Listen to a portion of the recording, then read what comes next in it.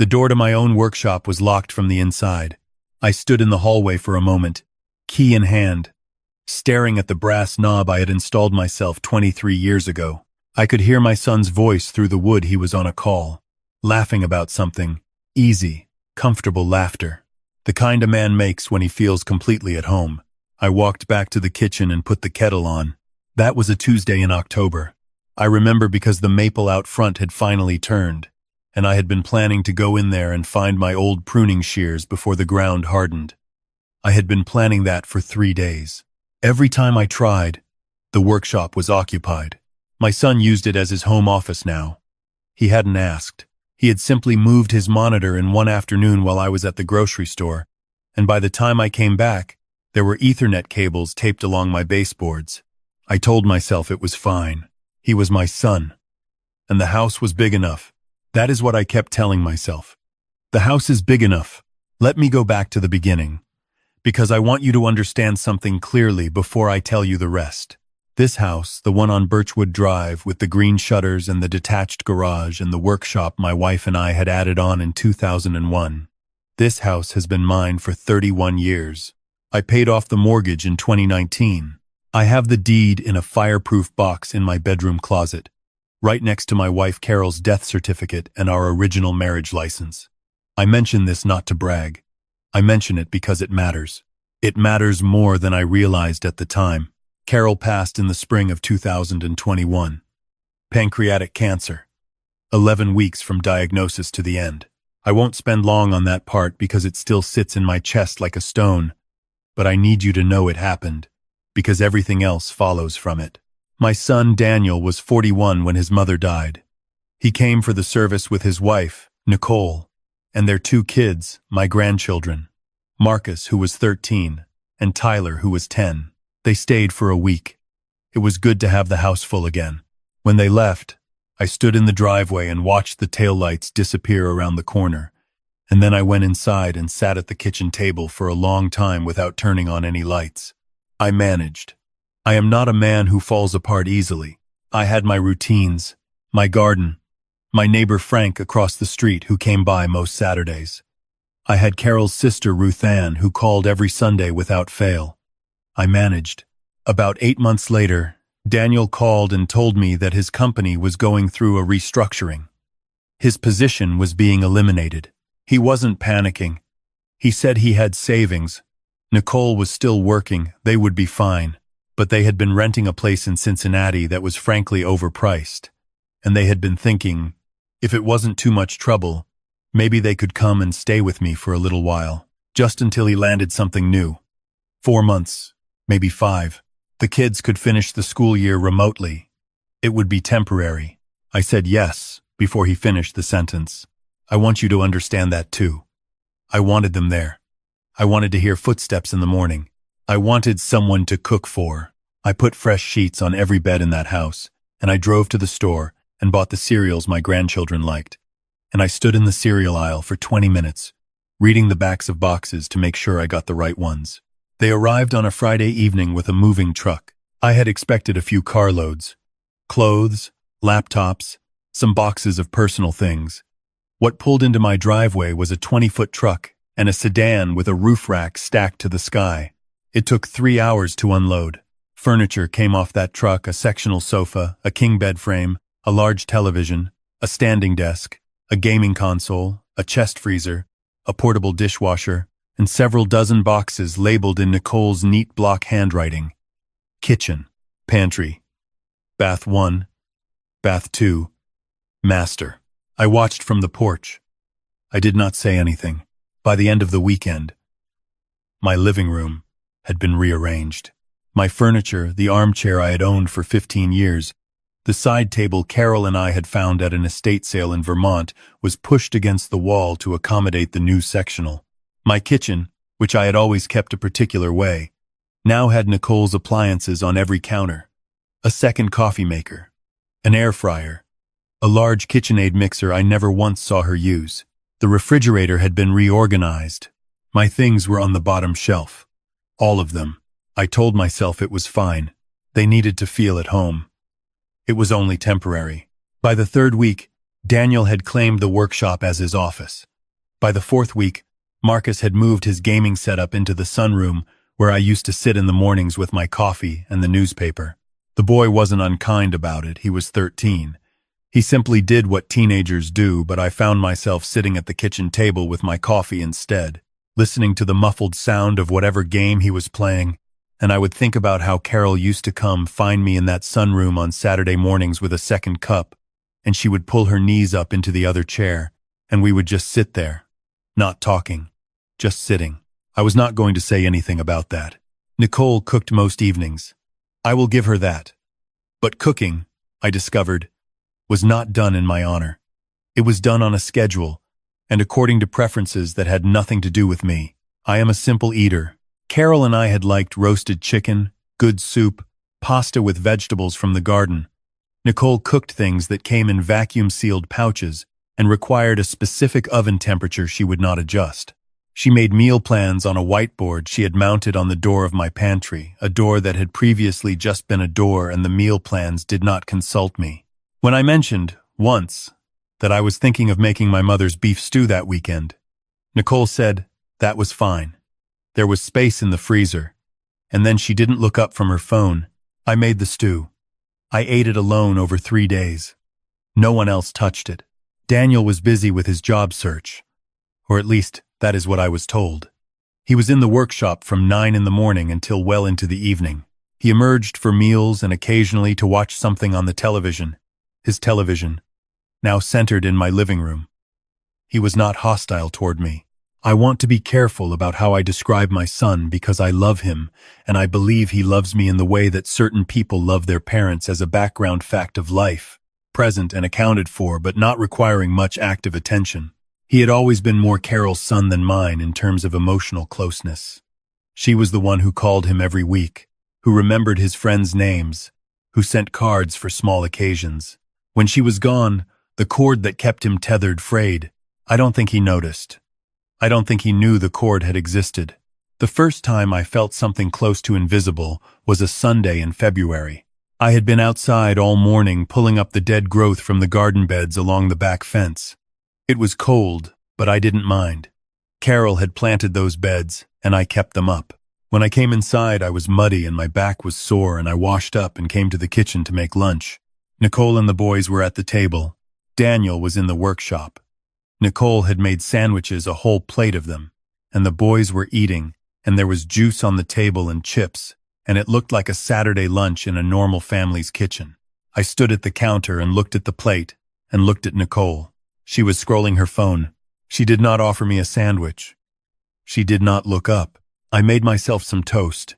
I stood at the counter and ate my toast and listened to my grandsons argue about something on YouTube, and I thought, I am 67 years old and I am eating toast, standing at the counter in my own kitchen, and no one has thought to set a place for me. I finished the toast.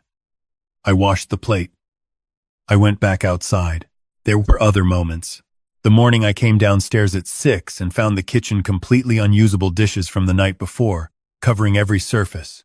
A pot soaking in the sink, and Nicole didn't come down until 10. The evening Daniel had 3 of his friends over for what became a loud gathering that lasted until after midnight in my living room, and no one knocked on my bedroom door to mention it was happening. The Saturday, Tyler, my 10-year-old grandson, a child I had always been fond of, walked through the sunroom while I was finally sitting there with my coffee and said, without slowing down, "Grandpa, we need this room today. Marcus is having someone over." I picked up my coffee. I went to my bedroom. I sat on the edge of my bed for a long time. These are not dramatic moments. That is what I want you to understand. They were quiet. Each one was small enough to dismiss. Each one, alone, was nothing. But they accumulated the way water collects in a low spot, slowly, steadily, until one morning you walk out and realize the ground has gone completely soft. I started keeping notes. Nothing formal, just dates and brief descriptions in a small spiral notebook I kept in the drawer of my nightstand. Carol used to keep a journal. She had done it for decades, and there is something in the act of writing things down that makes them real in a way they weren't before. I wrote down the sandwiches. I wrote down the midnight gathering. I wrote down the workshop. I wrote down all the times I had been moved aside so politely. so casually, as if I were a piece of furniture that needed repositioning. I did not write it down to use against them. Not then. I wrote it down so I knew I wasn't imagining it. The month stretched. 4 became 7. 7 became 10. Daniel had job interviews. I heard about some of them secondhand, through mentions at dinner, but nothing had materialized yet. There was always a reason. The offers were not the right fit. The salary was not what he needed. The company didn't seem stable. I listened, and I nodded, and I asked questions, and I did not say what was beginning to form somewhere in the back of my mind. In month 11, Nicole redecorated the living room. She did it on a Wednesday while I was at a doctor's appointment. I came home to find that my armchair, the one I mentioned, the one I had owned for 15 years, was gone. It was in the garage. She had replaced it with a sleek modern piece that matched the sectional. I stood in the doorway and looked at the room.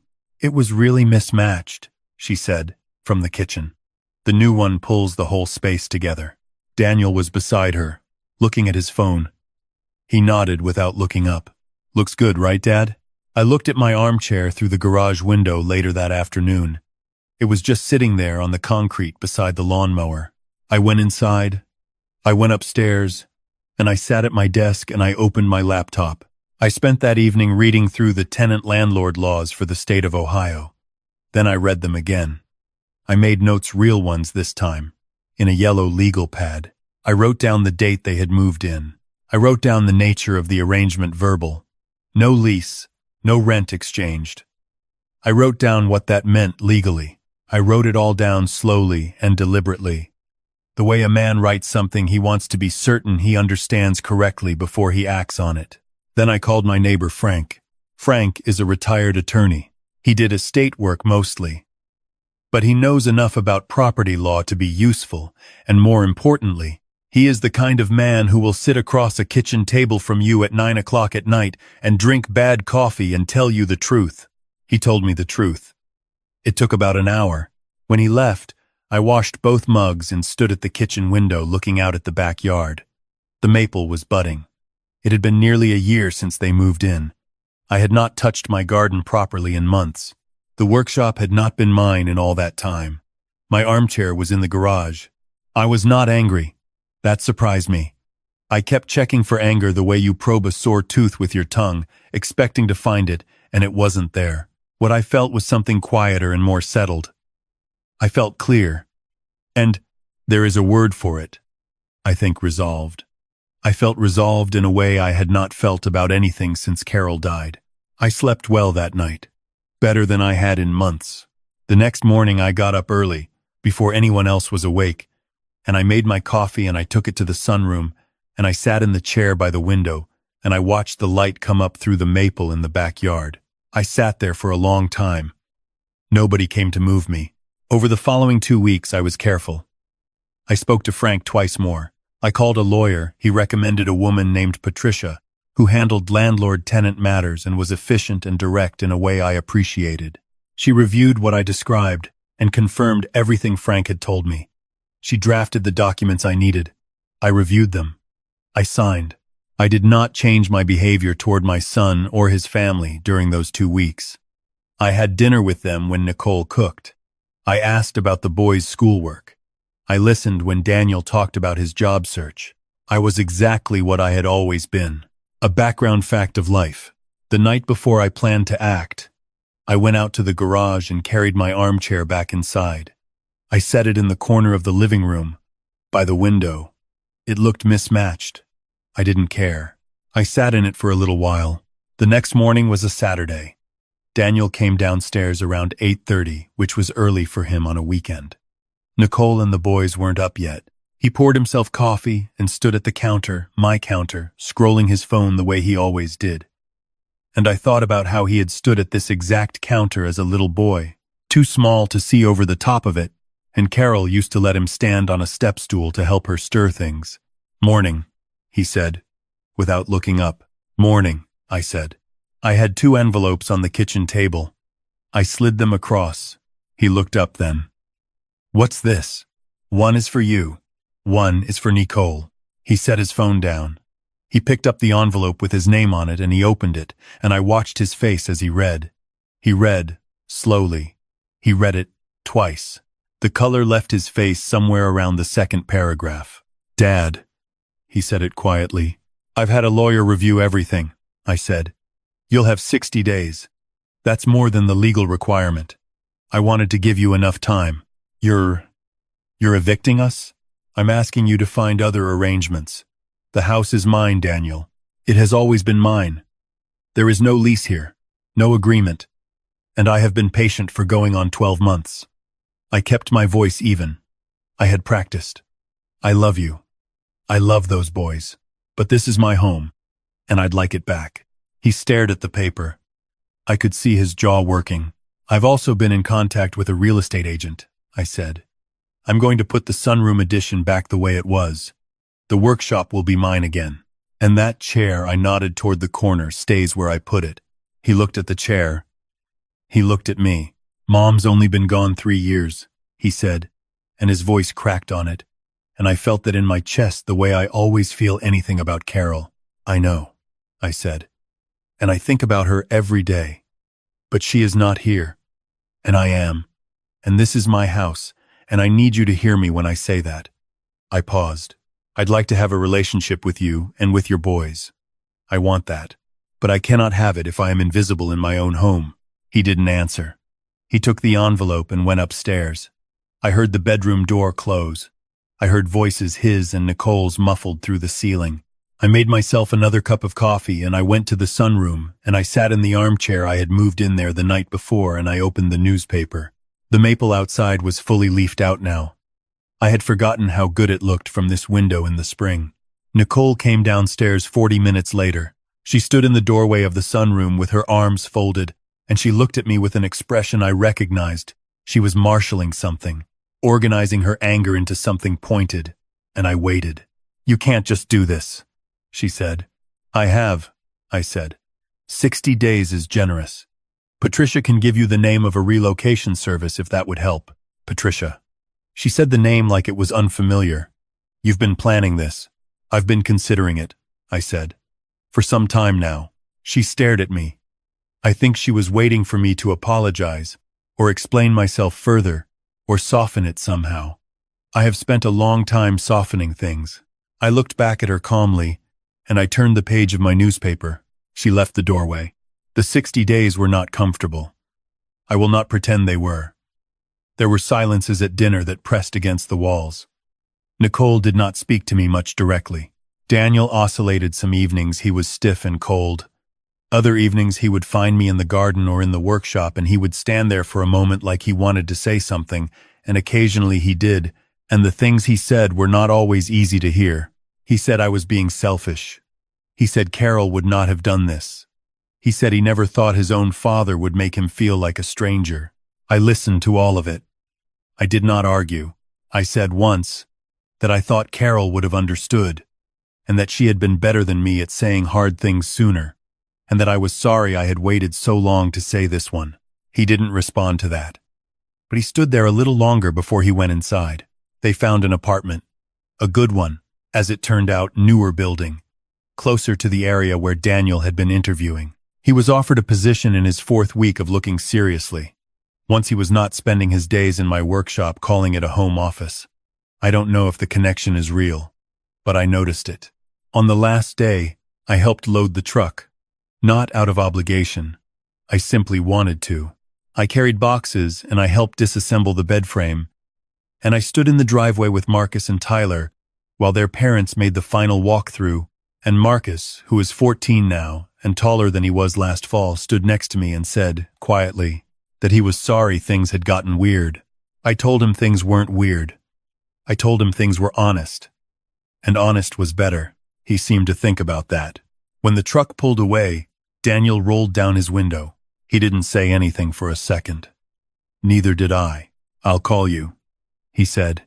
"I'd like that," I said. I watched them go. Then I walked back inside. The house was quiet. It was mine the way it used to be, mine not empty, just still. I went through each room slowly. I put the living room back the way Carol and I had kept it. I got my armchair from the sunroom and returned it to its corner, and put the side table back beside it where it had always been. I opened the workshop and stood in the doorway and breathed in the smell of sawdust and machine oil and all the accumulated years of working in there. I found my pruning shears on the third shelf, right where I had left them. I took them out to the garden and I worked until the light went. When I came inside, I washed up and I made myself a bowl of the beef stew I had put in the freezer months ago, and I sat at the kitchen table and I ate it slowly, and outside the window the maple was catching the last of the evening light, and the neighborhood was quiet, and I thought about Carol the way I always think about her, not with the sharp grief of the early months, but with something warmer. Something like company. I thought she would have acted sooner. I thought she would have said something in month 2. Kindly but directly. The way she always did. She always was better at the hard things. I washed my bowl and dried it and put it away. I turned off the kitchen light. I went to the sunroom and I sat in my chair by the window, and the yard was blue with evening, and everything was where it belonged. And so was I. My son did call. 2 weeks later. We talked for almost an hour. It was careful at first, and then it was less careful. And by the end of it, he said that Nicole had told him she thought they had taken advantage of me, and that he thought she was probably right, and that he didn't know how they had let it happen. I told him I didn't know either. But I told him it was done now, and what I wanted was for us to move forward. He came out with the boys a month after that. Just for the day. I made the beef stew again. We ate at the kitchen table, the 4 of us, and afterward the boys asked if they could go look at the workshop, and I showed them around, and Marcus asked careful, interested questions about the lathe, and I answered all of them. Before they left, Daniel stood on the porch and looked out at the yard. The garden was coming in well. The maple was full and green. "It looks good, Dad," he said. "It does," I said. He hugged me before he got in the car. A real hug. The kind you feel. I stood in the driveway after they left, and I did not feel the hollow thing I used to feel watching taillights disappear. I felt something else. Something that did not have a clean name, but was in the neighborhood of peace. I went inside. I put on the kettle. I sat in my armchair. The house was mine. It had always been mine. I just had to remind everyone, including myself,